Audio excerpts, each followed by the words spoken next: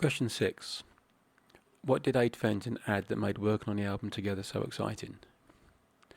He's the way he goes after sound is very, very impressive. The way he understands the technology and his willingness to experiment and work with sound is very, very, very impressive. And it goes back to the way I used to be when I first started, and I recognised that in him, and I just thought that's exactly what I needed, and it gave me a kick, and it made me work harder than I probably would have done without him. It was just a very exciting thing. This constant onslaught of amazing sounds coming back week after week after week, and it was more than that actually.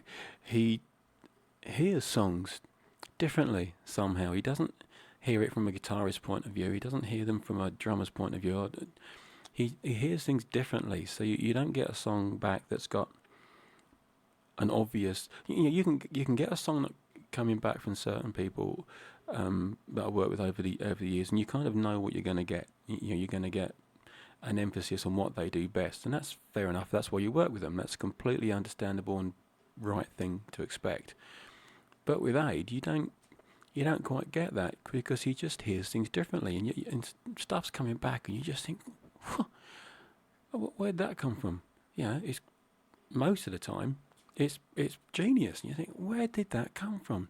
It's off the wall way of seeing stuff, and that of course fires me up again, and I'm thinking, I didn't imagine that. Now, so I'm off. Oh, what about this, and this, and this?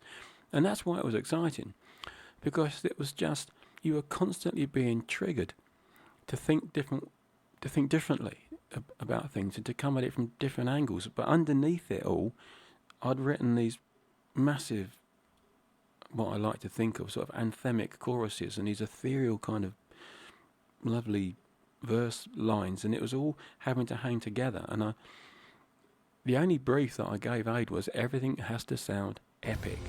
I want everything to be as big and as powerful as it can be, but I also want to have the massive range of dynamics. I want it to go from tiny to massive, back to tiny to massive, and everything in between, but to leap from one to the other.